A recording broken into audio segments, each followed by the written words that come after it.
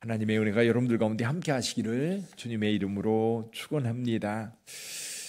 여러분, 어떤 비밀을 여러분들만 알고 있다면 여러분의 마음이 어떠실까요? 아무도 몰라요. 나만 알아요.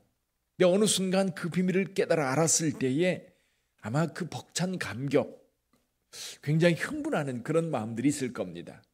자, 그러면 그 비밀을 알았다면 이 비밀을 그냥 숨겨둬야 될까요? 아니면 드러내야 될까요? 예를 들면 여러분들이 길을 가다가 범죄 현장을 목격했습니다. 자, 그렇다면 여러분들만 알아요. 그냥 숨겨둬야 될까요? 신고가 필요할 겁니다.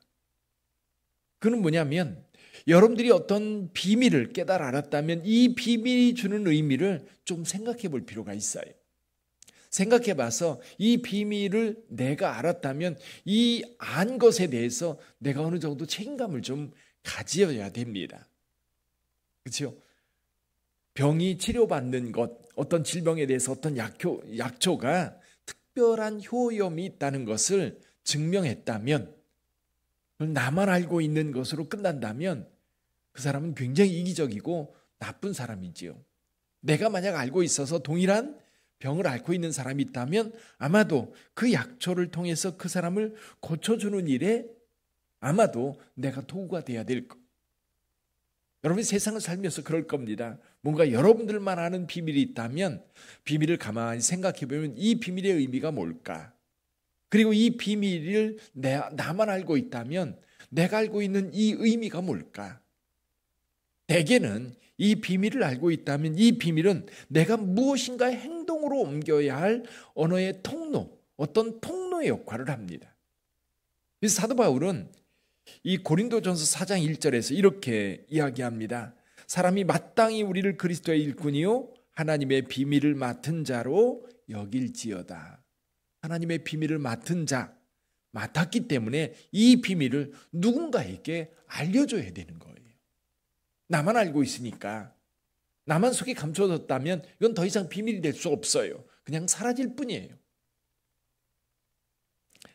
하나님의 비밀, 오늘 본문의 말씀에서도 사도 바울은 그 하나님의 비밀을 알고 있다라고 이야기합니다.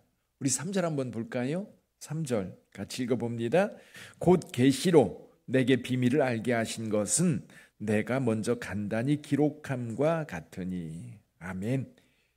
여기 계시로 내게 비밀을 알게 하셨다. 성경을 읽다 보면 성경 말씀이 확 깨달아질 때가 있어요. 어떤 때는 성경을 쭉 읽다 보면 늘 읽던 말씀인데, 요즘도 그래요. 성경을 읽다 보면 늘 읽던 말씀인데 이 말씀이 여기 있었네? 그렇게 깨달아질 때가 있어요. 그러면 그 말씀을 깨달았으면 그 말씀은 늘 이렇게 간직해 놓습니다. 나중에 말씀을 전할 기회가 있거나 그럴 때에 그 이야기가 꼭 전해지죠. 사도 바울은 지금 이 비밀을 알았고요. 그리고 이 비밀을 맡은 자로서 의무감이 있다는 것을 사도 바울은 알았습니다. 자, 그 비밀이 뭐예요? 사도 바울이 많은 것을 깨달았는데 그 깨달은 것 가운데 그 비밀이 어떤 걸까? 오늘 여기 사도 바울이 먼저 쓴 글을 보면 너희가 알 것이다 이렇게 말씀하고 있는데, 그러면서 한 가지 비밀을 밝히고 있어요. 어떤 비밀이에요? 6절입니다. 6절 같이 읽어봅니다. 이는 이방인들이 복음으로 말미암아 그리스도 예수 안에서 함께 상속자가 되고 함께 지체가 되고 함께 약속에 참여한 자가 됨이라. 아멘. 바울이 깨달은 거예요. 이게 뭐냐면 구약을 알아야 돼요. 구약 성경에서 말씀하고 있는 말씀들 보면 하나님이 아브라함과 이삭과 야곱을 택하셨습니다. 그리고 아브라함에게 약속하셨지요. 내 후손을 하늘의 별처럼 많게 하겠다.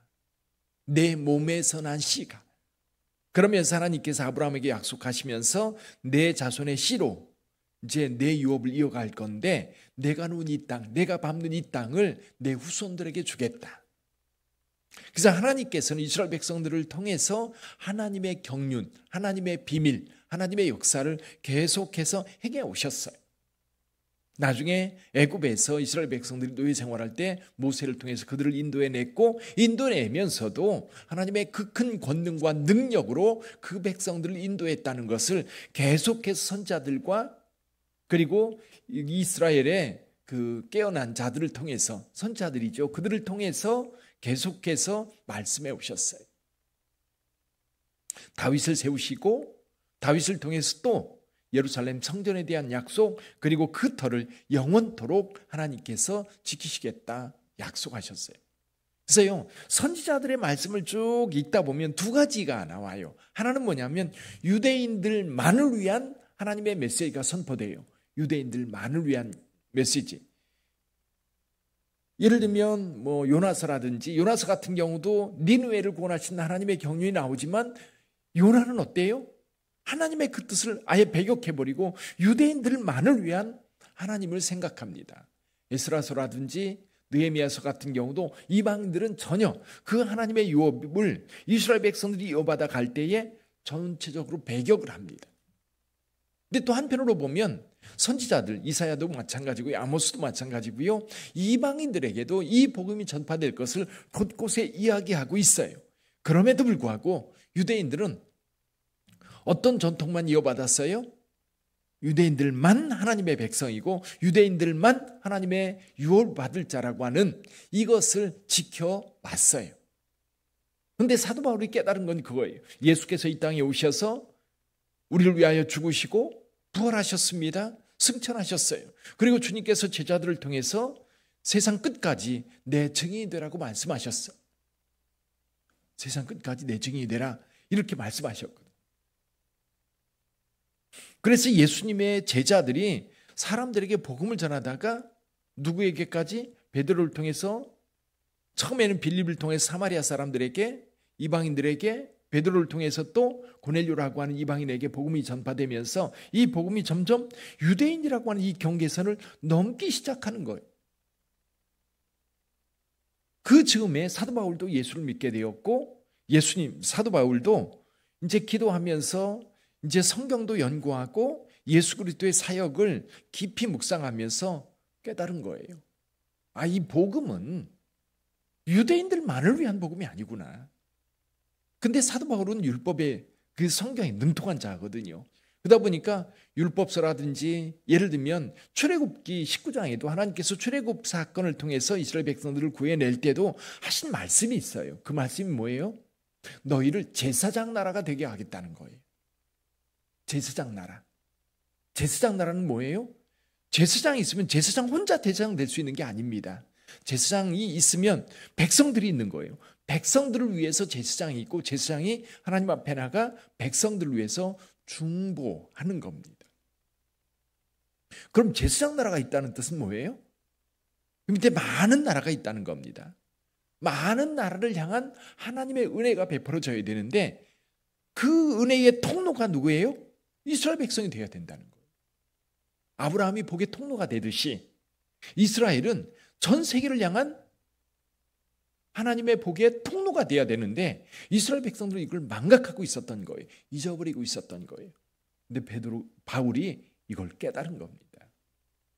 이걸 알은 거예요. 근데 이렇게 세상을 향한 하나님의 구원 계획이 누구를 통해서? 예수 그리스도를 통해서. 오늘 말씀이 6절에서 그겁니다. 이방인들이 복음으로 말미암아 그리스도 예수 안에서, 그리스도 예수 안에서 어떻게 돼요? 함께 상속자가 되고, 함께 지체가 되고, 함께 약속에 참여한 자가 됐다. 여기 보면 함께 상속자가 되었다라고 이야기하고 있는데, 상속자. 자, 우리 부모님이 재산이 있습니다. 그럼 재산이 있으면 형제들이 쭉 있어요. 그럼 그 부모님의 재산은 형제들에게 똑같이 나누어 가질 지분이 있는 거예요. 형제들에게는. 나도 받을 수 있다. 형제들 가운데 큰아들만 받을 수 있는가? 아니라는 거지요. 부모의 자녀라고 한다면 다 똑같이 받을 자격이 있는 거예요. 근데 이방인들도 역시 하나님께서 유대인들에게 약속했던 그 유업에 대한 이어받을 자격이 있는 거예요. 그리고 이방인들과 유대인들이 한 몸 될 수 있다. 뿐만 아니라 하나님께서 그리스도 안에서 약속하신 천국에 대한 약속, 영원한 하나님의 나라에 대한 약속, 이제 이방인들도 같이 참여할 수 있게 되었다라고 하는 것. 누구 안에서? 예수 그리스도 안에서. 이걸 깨달은 거예요. 자, 이것을 알았다면 사도 바울은 가만히 있을 수 있습니까? 하나님께서 이것을 알게 한 이유가 뭘까? 이 사실을 누구한테인가 전해야 돼요. 그래서 사도 바울은 베드로는 유대인들에게 이 복음을 전하라고 하나님께 부름을 받았다면 사도 바울은 이방인들에게 이 소식을 전하라고 하나님께서 나에게 이 비밀의 경륜을 알게 했다는 거예요. 이 비밀의 경륜을. 사도 바울은 이 비밀의 경륜을 깨달아 알고 나서 사명을 발견했던 거예요. 사명을 찾았던 거지요. 이게 내가 할 일이구나. 이게 내가 할 일이구나. 그러면서 사도 바울은 이렇게 말합니다. 8절 한번 볼까요? 8절 같이 읽어봅니다. 모든 성도 중에 지극히 작은 자보다 더 작은 나에게 이 은혜를 주신 것은 비밀의 경륜을 깨닫게 하신 겁니다. 이 은혜를 주신 것은 그다음 보지요. 측량할 수 없는 그리스도의 풍성함을 이방인에게 전하게 하시고. 첫째 사명이 뭐예요? 이방인들에게 이것을 전하게 사도 바울을 불렀다는 겁니다. 이제 바울은 측량할 수 없는 그리스도의 풍성함을 이방인에게 전하는 이것이 바울의 사명이 된 겁니다. 두 번째 한번 볼까요? 9절 한번 보죠. 9절 같이 읽어봅니다. 영원부터 만물을 창조하신 하나님 속에 감추어졌던 비밀의 경륜이 어떠한 것을 드러내게 하려 하심이라. 그러니까 바울은 이제 이방인들에게 이 소식을 전할 때에 또 한 가지 나타나는 것이 뭐냐면 이방인의 복음을 전할 때에 여기 하나님의 그 경륜, 비밀의 경륜이 드러난다는 거예요. 계속해서 사람들에게 드러나는 거예요. 나만 알고 있는 게 아니라 사도 바울이 이방인들에게 복음을 전할 때에 하나님의 그 비밀의 경륜들이 드러나는 거예요. 나타나는 거예요. 숨겨졌던 것이 이제 실체를 드러내게 되는 겁니다. 그러면서 한 가지 더 있어요. 사도 바울이 이방인들에게 복음을 전할 때 10절 한번 읽어봅니다. 10절 이는 이제 교회로 말미암아 하늘에 있는 통치자들과 권세들에게 하나님의 각종 지혜를 알게 하려 하심이니. 무엇을 통해서? 교회를 통해서. 그래서 여러분 에베소서는요, 교회가 뭐냐라고 하는 문제에 대해서 굉장히 깊이 있게 이야기를 합니다. 그래서 오늘 본문에 지금 말씀한 것도 이 교회를 통해서 하늘에 있는 통치자들과 권세자들, 하늘에 있는 통치자들과 권세는 누구예요? 여러분 2장 2절 3절에서 말씀하고 있는 공중의 권세 잡은 자. 그래서 모든 사람들에게 뭐예요? 마음이 원하는 것과 육체가 원하는 것을 행하도록 만들어서 사단의 노예로 삼으려고 하는 이 악한 영들, 이 악한 영이 세계를 지배하고 있는데 그 지배 속에 있는 이 땅에 교회를 통해서 하나님의 구원의 경륜 그리고 하나님의 비밀뿐만 아니라 하나님의 지혜가 이 교회를 통해서 세상에 선포되게 하겠다라는 겁니다. 교회. 그럼 이 교회. 자, 그렇다면 우리 빛된 교회라고 하는 교회가 여기 서 있습니다. 우리 교회가 오늘 사도 바울이 이방인들에게 복음을 전함으로 인하여서 세상 속에 하나님의 경륜이 드러날 뿐만 아니라 이 악한 영들에게도 계속해서 하나님의 지혜와 하나님의 경륜을 드러내는 거예요. 교회를 통해서 이것이 나타나야 되는 거죠. 그러니까 교회는요, 여러분 이 세상을 향한 복음 전도 기지이기도 하지만 또 한편으로 보는 영적 전쟁 기지인 거예요. 영적 전쟁 기지. 여러분 이스라엘이나 요르단을 여행하다 보면요, 곳곳에 십자군 시대의 성체가 있습니다. 예를 들면 단이라고 하는 곳이 있어요. 거기 바니아스라고 하는 곳에 그 물이 굉장히 이렇게 많이 나는 곳이 있는데 그 뒤가 헬몬산이거든요. 헬몬산 쪽에서 이렇게 내려오다 보면 건너편 산 쪽에 성체가 있어요. 허물어진 성체의 모습이 있죠. 이런 성체들이 이스라엘 지역에 가면 곳곳에 있어요. 예를 들면 이 가시라라고 하는 것도 십자군 시대의 성체거든요. 근데 십자군 유럽에 있던 십자군들이 이 중동 지역, 그러니까 이스라엘 지역을 점령하고 나서 여기가 바로 십자군이 점령한 곳이다. 그래서 요소요소에 성체를 세워놨어요. 성체를 세우는 것은 여기가 십자군의 나라다, 예루살렘의 왕국이다, 이것을 표시해 놓은 거예요. 그러면서 동시에 계속해서 반란이 일어나거나 또 여기 무슬림 제로가고 전쟁이 벌어질 때에 그 성체들을 통해서 그들과 싸워 승리하도록 세워놓은 것이지. 그래서 그런 생각이 들어요. 교회는 지금 사탄의 영역 속에 있는 이 땅에 하나님의 전초기지를 세우는 것이다. 그러니까 다윗 왕 때에 예를 들면 모압이라든지 암몬이라든지 또는 에돔이라든지 그런 곳에 다윗이 수비대를 세워놓습니다. 거기를 점령해서, 근데 점령해서 그 나라를 완전히 통치하는 건 아니지만 사실은 다윗 왕국의 영향력을 이 수비대를 통해서 그들에게 보여주고 있는 거거든요. 다윗 왕국이 지금 너희들을 지배하고 있다. 다윗 왕국이 지금 너희들 힘으로 그들을 지배하고 있고 그들이 공물을, 예를 들면 조공을 바치지 않으면 안 된다고 하는 것을 강력하게 수비대를 통해서 보여주고 있는 거거든요. 그래서 교회는 이 사탄의 영역 속에 들어와 있는 겁니다. 그러면서 사탄에게 계속해서 경고를 주는 거지요. 너네 나라는 이제 하나님의 능력 안에 있어. 더 이상 이 교회를 볼 때에 너희는 여기에서 역사할 수 없어 라고 하는 것을 계속해서 경고하는 것이며 뿐만 아니라 하나님의 승리를 보여주는 샘플이 되는 거지. 그렇다면 오늘 두 가지를 생각해 봐요. 하나는 뭐냐면 구원의 경륜, 구원의 비밀을 깨달아 아는 성도들. 그래서 나도 구원받은 거잖아요. 근데 하나님께서 여러분들을 불러서 기도하게 하시고 하나님 말씀 보게 하시고 교회를 섬기게 하시면서 여러분들만 깨닫게 하는 하나님의 음성이 있어. 성경 읽을 때도 여러분들이 깨닫는 하나님의 말씀이 있어요. 그 말씀을 깨달았을 때에 그냥 덮어두지 마세요. 바울이 깨달은 것을 그냥 덮어둔 게 아니라 이건 하나님의 부름이고 이방인들에게 복음을 전하는 하나님의 부름이구나. 그걸 깨닫고 이방인들에게 나가서 복음을 전했던 것처럼 하나님께서 여러분들에게 뭔가를 깨닫게 하신다면 그걸 그냥 기도하다가 그러고서 깨달았어요. 이거구나. 근데 그걸 그냥 숨겨두지 마시고 드러내서 행동으로 나타내시기를 바랍니다. 그게 사명이 될 수 있어요.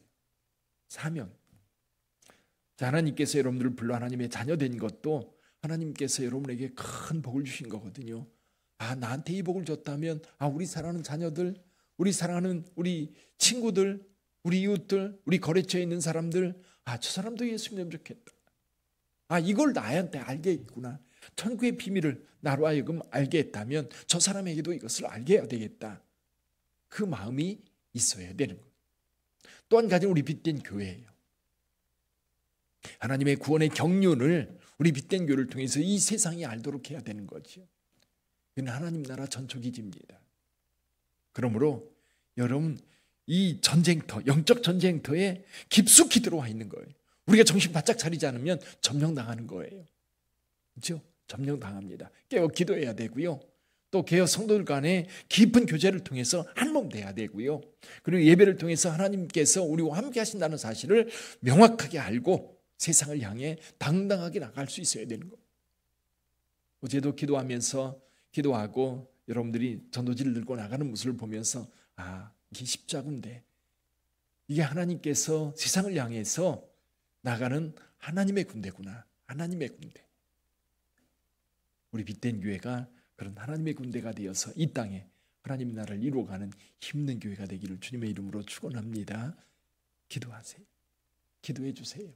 나와 우리 교회가 한몸 되어서 세상 속에 그리스도를 나타내는 능력 있는 공동체가 되게 해달라. 기도하겠습니다.